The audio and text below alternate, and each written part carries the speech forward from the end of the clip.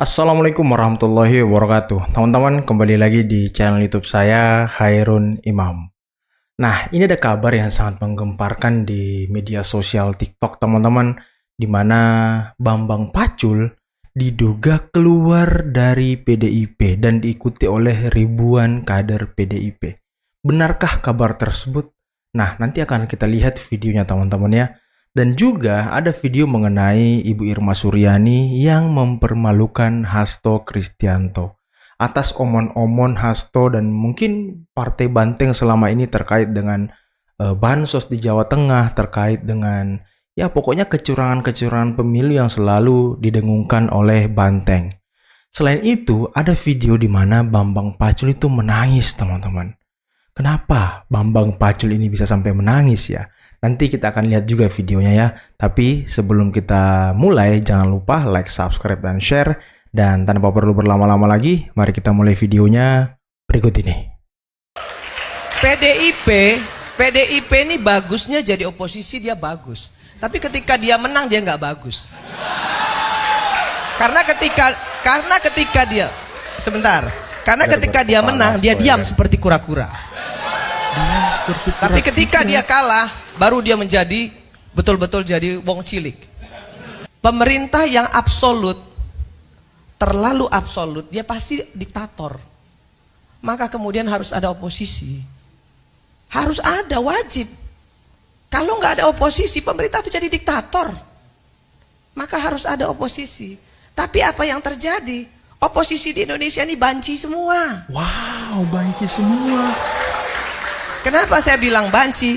Orang masih melempar batu sembunyi tangan kok. Masih ngemis-ngemis kok dari pemerintah. Kalau kita sekarang mau mengatakan diri kita yang paling benar, no, nggak ada yang benar hari ini. Paling Ayo bersih, kita beresin ya kan? Dari mana dimulainya? Dari DPR. DPR ini biangnya nih ya. Yang namanya undang-undang itu produknya dibikin oleh DPR sama pemerintah. Bukan cuma pemerintah, DPR juga. Nah kenapa undang-undangnya semuanya DPR-nya ikut-ikut semua mengesahkan? Bansos disahkan oleh PDIP, IKN disahkan oleh PDIP, Bansos ya kan? dan seluruh partai koalisi ikut tanda tangan. Kok sekarang ribut-ribut? Betul. Bambang Pacul dikabarkan mundur dari PDIP. Wow. Ribuan kader dan loyalis akan mengikuti langkah Korea. Berawal dari pernyataan Denny Siregar, kawan Banteng sekomplotan, dengan Sekjen PDIP Hasto Kristianto yang mengatakan, Bambang Pacul seharusnya mundur dari posisi Ketua DPD PDIP Jawa Tengah. Dengan mudahnya, Denny Siregar menganggap remeh Bambang Pacul yang dianggap telah gagal memenangkan Pilpres dan Pilkada 2024 di Jawa Tengah. Seharusnya nih, Bambang Pacul mundur dari jabatan Ketua DPD Jateng karena dia tidak mampu memenangkan pertarungan Pilpres dan Pilkada di Jawa Tengah. Dia sudah gagal. Sikap Hasto Kristianto yang disampaikan melalui Denny Siregar itu gayung bersambut. Bambang Pacul dikabarkan lebih memilih mengundurkan diri dari PDIP daripada tidak dihargai dan direndahkan oleh sekelompok partai Banteng yang sedang mencari kambing hitam. Bahkan, langkah mundur Bambang Pacul akan diikuti oleh ribuan pengurus PDIP sekaligus loyalis Komandan Korem di Jawa Tengah. Ini membuat reaksi keras pasukannya Bambang Pacul. Bahkan tak segan-segan mereka juga mengancam jika Bambang Pacul cabut dari PDIP. Bisa saja ratusan pengurus ikutan cabut Bambang Pacul karena mereka loyal Bambang Pacul dan akan diikuti ribuan kader se-Jawa Tengah. Hati kau. Masyarakat setuju dan memberikan dukungan kepada Bambang Pacul agar hengkang dari PDIP mengikuti langkah kader-kader terbaik lainnya. Bambang Pacul seharusnya berada di sekitar orang-orang yang lebih baik dan santun dalam berpolitik. Tapi ya, Denny Siregar ya kok omon-omon begitu ya? Belum tentu dia lebih hebat loh dari Bambang Pacul. Belum tentu kalau dia dikasih tugas dan mandat yang sangat berat dari partai PDIP juga bisa memenangkan Jawa Tengah. Modal omon-omon di Twitter doang ya kan? Jokowi pembencinya pasti ada, sama dengan pembencinya Bung Karno ada. Sebagian besar masyarakat Indonesia akan mengenang Pak Jokowi untuk yang semua yang baik dari Pak Jokowi. Legacy dari Pak Jokowi yang harus benar-benar kita apresiasi adalah pembangunan infrastruktur. Itu adalah gebrakan yang luar biasa.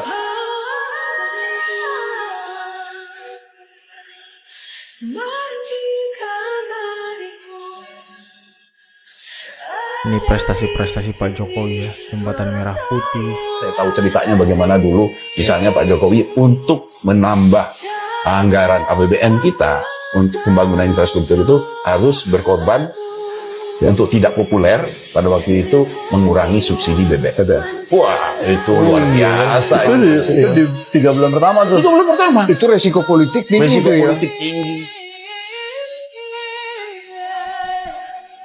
Ternyata begitu besar pengorbanan Pak Jokowi ya. Ya, dan itu harapan kita benar-benar membuncah. Benar-benar kita berharap ini akan menjadi sesuatu yang luar biasa. Dan memang kita rasakan sekarang kan, tidak ada presiden sebelumnya yang mampu mengeksekusi semua pembangunan infrastruktur sedemikian cepat, sedemikian baik. Nah makanya tadi, mana yang mangkrak? Memang nggak ada yang mangkrak. Tol ya ongoing. Kelebihan Pak Jokowi adalah LRT Pulau Gadung ya tiap hari. ongoing ya. Didatengin tiap hari. Rekan-rekan sekalian, Bapak Ibu yang kami sayangi, anak-anak,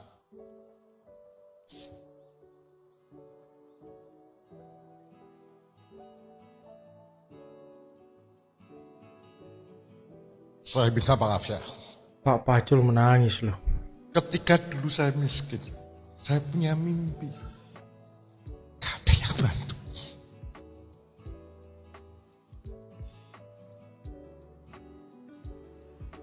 Gak ada satupun yang bantu. Kita merengkak sendiri.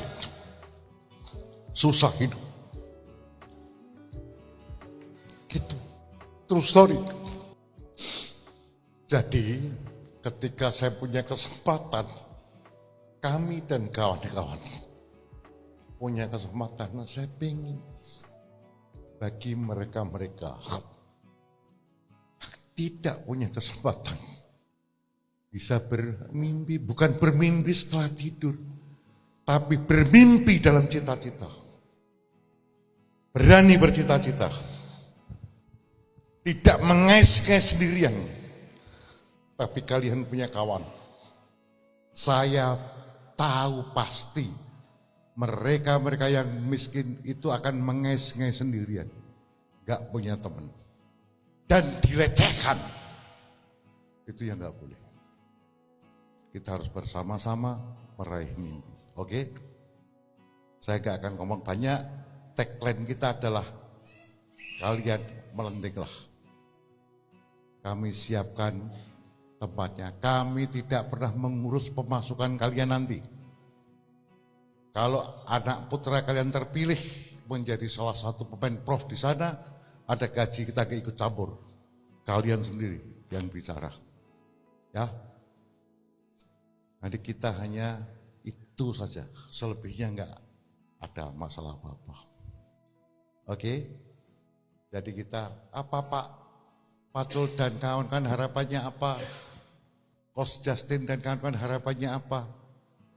Budi Ari, Mas Adam, Mas Budi Ari harapannya apa? Nggak ada harapan apa-apa, kecuali inilah bagian dari sumbangsih kemanusiaan bagi mereka-mereka yang ingin meraih mimpinya. Oke? Saya nggak akan ngomong banyak ya. Dan saya memang minta maaf karena kadang-kadang saya menjadi melo kalau cerita masa lalu. Gitu loh. Benar itu ya. Diko mungkin nggak ngerti ya. Kemiskinan itu merusak semuanya. Percaya sama saya. Mereka-mereka yang kena kemiskinan, kena hantam kemiskinan, itu merusak segalanya. Jadi kemiskinan itu hanya enak diceritakan. Dijalani ampun, sakitnya ampun-ampun. Oke? Clear? Jelas? Adik-adik, berjuanglah kau. Pupung masih muda, jangan sia-siakan waktumu. Saya tidak mengerti sepak bola yang merequest Justin. Pak Pacul, apakah ini tim ini ada yang titipan saya? Enggak ada satupun. Titipan kawan-kawan yang bersama saya, enggak ada satupun. Semua diserahkan kepada ahlinya, Coach Justin dan Abel Xavier. Pak Jokowi itu mengaku Pak Prabowo itu betul-betul teman baiknya. Teman baiknya itu kan pertama, dan dia lebih dulu kenal Prabowo kan Iya. secara dekat daripada betul, Mega.